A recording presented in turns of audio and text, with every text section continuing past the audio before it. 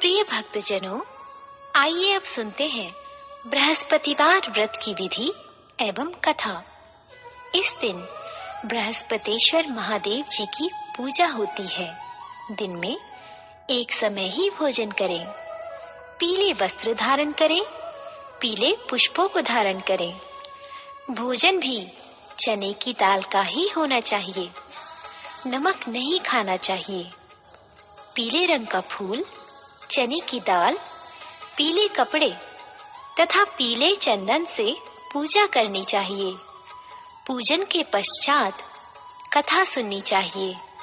इस व्रत के करने से बृहस्पति जी अति प्रसन्न होते हैं तथा धन और विद्या का लाभ होता है। स्त्रियों के लिए ये व्रत अति आवश्यक है। इस व्रत में केले का पूजन होता है। कथा। किसी गांव में एक साहूकार रहता था, जिसके घर में अन्न, वस्त्र और धन किसी की कोई कमी नहीं थी, परंतु उसकी स्त्री बहुत ही कृपण थी। किसी भिक्षार्थी को कुछ नहीं देती, सारे दिन घर के कामकाज में लगी रहती। एक समय एक साधु महात्मा बृहस्पतिवार के दिन उसके द्वार पर आए और भिक्षा की याचना की। स्त्री उस समय घर के आंगन को लीप रही थी। इस कारण साधु महाराज से कहने लगी कि महाराज, इस समय तो मैं घर लीप रही हूँ, आपको कुछ नहीं दे सकती, फिर किसी अवकाश के समय आना। साधु महात्मा खाली हाथ चले गए। कुछ दिन के पश्चात वही साधु महाराज आए, उसी तरह भिक्षा मांगी। साहूकारनी उस समय लड़के को खिला रही थी। कहने लगी, महाराज, मैं क्या करूं, अवकाश नहीं है, इसलिए आपको भिक्षा नहीं दे सकती। तीसरी बार महात्मा आए तो उसने उन्हें उसी तरह से टालना चाहा, परंतु महात्मा जी कहने लगे कि यदि तुमको बिल्कुल ही अवकाश हो जाए तो मुझको भिक्षा दोगी? साहूकारनी कहने लगी कि हाँ महाराज, यदि ऐसा हो जाए तो आपकी बड़ी कृपा होगी। साधु महात्मा जी कहने लगे कि अच्छा, मैं एक उपाय बताता हूँ। तुम बृहस्पतिवार को दिन चढ़ने पर उठो और सारे घर में झाड़ू लगाकर कूड़ा एक कोने में जमा कर दो। घर में चौका इत्यादि मत लगाओ। फिर स्नान आदि करके घर वालों से कहो उस दिन सब हजामत अवश्य बनवाएं। रसोई बनाकर चूल्हे के पीछे रखा करो, सामने नहीं। सायंकाल को अंधेरा होने के बाद दीपक जलाओ तथा बृहस्पतिवार को पीले वस्त्र मत धारण करो, ना पीले रंग की चीजों का भोजन ग्रहण करो। यदि ऐसा करोगी तो तुमको घर का कोई काम नहीं करना पड़ेगा। साहूकारनी ने ऐसा ही किया। बृहस्पतिवार को दिन चढ़े उठी, झाड़ू लगाकर कूड़े को घर में ही जमा कर दिया। पुरुषों ने हजामत बनवाई, भोजन बनवाकर चूल्हे के पीछे रखा। वह सब बृहस्पतिवारों को ऐसा ही करती रही। अब कुछ काल बाद उसके घर में खाने को दाना न रहा। थोड़े दिनों में महात्मा फिर आए और भिक्षा मांगी, परंतु सेठानी ने कहा, महाराज, मेरे घर में खाने को अन्न नहीं है, आपको क्या दे सकती हूँ? तब महात्मा ने कहा कि जब तुम्हारे घर में सब कुछ था तब भी तुम कुछ नहीं देती थी, अब पूरा पूरा अवकाश है तब भी कुछ नहीं दे रही हो। तुम क्या चाहती हो वह कहो। तब सेठानी ने हाथ जोड़कर प्रार्थना की, महाराज, अब कोई ऐसा उपाय बताओ कि मेरे पहले जैसा धन धान्य हो जाए। अब मैं प्रतिज्ञा करती हूँ कि आप जैसा कहेंगे वैसा ही करूंगी। तब महात्मा जी ने कहा, बृहस्पतिवार को प्रातःकाल उठकर स्नानादि से निवृत्त होकर घर को गौ के गोबर से लीपो तथा घर के पुरुष हजामत ना बनवाए। भूखों को अन्न जल देती रहो ठीक सायंकाल दीपक जलाओ। यदि ऐसा करोगी तो तुम्हारी सब मनोकामनाएं भगवान बृहस्पति जी की कृपा से पूर्ण होंगी। सेठानी ने ऐसा ही किया और उसके घर में धन धान्य वैसा ही हो गया जैसा कि पहले था। इस प्रकार भगवान बृहस्पति जी की कृपा से अनेक प्रकार के सुख भोग कर दीर्घकाल तक जीवित रही। प्रिय भक्तजनों, आइए अब सुनते हैं बृहस्पतिवार की दूसरी कथा। एक दिन इंद्र बड़े अहंकार से अपने सिंहासन पर बैठे थे और बहुत से देवता, ऋषि, गंधर्व, किन्नर आदि सभी सभा में उपस्थित थे। जिस समय बृहस्पति जी वहां पर आए तो सबके सब उनके सम्मान के लिए खड़े हो गए, परंतु इंद्र गर्व के मारे खड़ा ना हुआ। यद्यपि वह सदैव उनका आदर किया करता था। बृहस्पति जी अपना अनादर समझते हुए वहां से उठकर चले गए। तब इंद्र को बड़ा शोक हुआ कि देखो, मैंने गुरुजी का अनादर कर दिया, मुझसे बड़ी भारी भूल हो गई। गुरुजी के आशीर्वाद से ही मुझको यह वैभव मिला है। उनके क्रोध से यह सब नष्ट हो जाएगा, इसलिए उनके पास जाकर उनसे क्षमा मांगनी चाहिए, जिससे उनका क्रोध शांत हो जाए और मेरा कल्याण हो। ऐसा विचार कर इंद्र उनके स्थान पर गए। जब बृहस्पति जी ने अपने योग बल से यह जान लिया कि इंद्र क्षमा मांगने के लिए आ रहा है, तब क्रोधवश उनसे भेंट करना उचित ना समझकर अंतर्ध्यान हो गए। जब इंद्र ने बृहस्पति जी को घर पर न देखा, तब निराश होकर लौट आए। जब दैत्यों के राजा वृषवर्मा को यह समाचार विदित हुआ, तो उसने अपने गुरु शुक्राचार्य की आज्ञा से इंद्रपुरी को चारों तरफ से घेर लिया। गुरु की कृपा न होने के कारण देवता हारने व मार खाने लगे।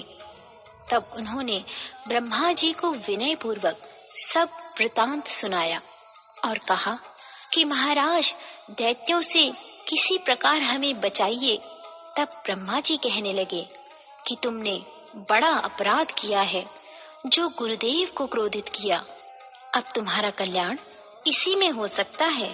त्वष्टा ब्राह्मण का पुत्र विश्वरूपा बड़ा तपस्वी और ज्ञानी है, उसे अपना पुरोहित बनाओ तो तुम्हारा कल्याण हो सकता है।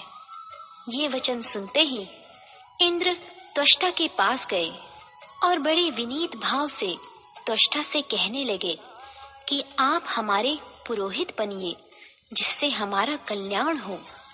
तब त्वष्टा ने उत्तर दिया कि पुरोहित बनने से तपोबल घट जाता है, परंतु तुम बहुत विनती करते हो, इसलिए मेरा पुत्र विश्वरूपा पुरोहित बनकर तुम्हारी रक्षा करेगा।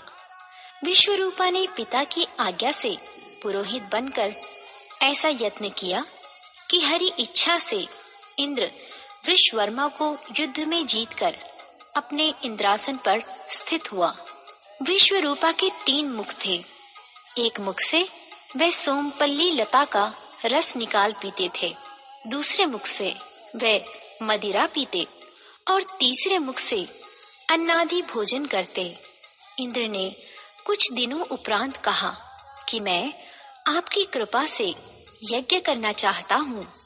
जब विश्वरूपा की आज्ञानुसार यज्ञ प्रारंभ हो गया, तब एक दैत्य ने विश्वरूपा से कहा कि तुम्हारी माता दैत्य की कन्या है, इस कारण हमारे कल्याण के निमित्त एक आहुति दैत्य के नाम पर भी दे दीजिए तो अति उत्तम हो। विश्वरूपा उस दैत्य का कहा मानकर आहुति देते समय दैत्य नाम भी धीरे धीरे से लेने लगे। इसी कारण यज्ञ करने से देवताओं का तेज नहीं बढ़ा। इंद्र ने यह वृतांत जानते ही क्रोधित होकर विश्वरूपा के 3 सिर काट डाले। मद्यपान करने से भंवरा, सोमपल्ली पीने से कबूतर और अन्न खाने के मुख से तीतर बना। विश्वरूपा के मरते ही इंद्र का स्वरूप ब्रह्म हत्या के प्रभाव से बदल गया। देवताओं के 1 वर्ष पश्चाताप करने पर भी ब्रह्म हत्या का वह पाप न छूटा, तो सब देवताओं के प्रार्थना करने पर ब्रह्मा जी बृहस्पति जी के सहित वहां गए। उस ब्रह्म हत्या के 4 भाग किए, उनमें से 1 भाग पृथ्वी को दिया। इसी कारण कहीं कहीं धरती ऊंची नीची और बीज बोने के लायक भी नहीं होती। साथ ही ब्रह्मा जी ने यह वरदान दिया, जहाँ पृथ्वी में गड्ढा होगा कुछ समय पाकर स्वयं भर जाएगा। दूसरा वृक्षों को दिया, जिससे उनमें से गोंद बनकर बहता है। इस कारण गूगल के अतिरिक्त सब गोंद अशुद्ध समझे जाते हैं। वृक्षों को यह वरदान दिया कि ऊपर से सूख जाने पर जड़ फिर फूट जाती है। तीसरा भाग स्त्रियों को दिया। इसी कारण स्त्रियां हर महीने रजस्वला होकर पहले दिन चांडालनी, दूसरे दिन ब्रह्मघातिनी, तीसरे दिन धोबिन के समान रहकर चौथे दिन शुद्ध होती हैं और संतान प्राप्ति का उनको वरदान दिया। चौथा भाग जल को दिया, जिससे फेन और सिवाल आदि जल के ऊपर आ जाते हैं। जल को यह वरदान मिला कि जिस चीज में डाला जाएगा वह बोझ में बढ़ जाएगी। इस प्रकार इंद्र को ब्रह्म हत्या के पाप से मुक्त किया। जो मनुष्य इस कथा को पढ़ता या सुनता है, उसके सब पाप बृहस्पति जी महाराज की कृपा से नष्ट होते हैं।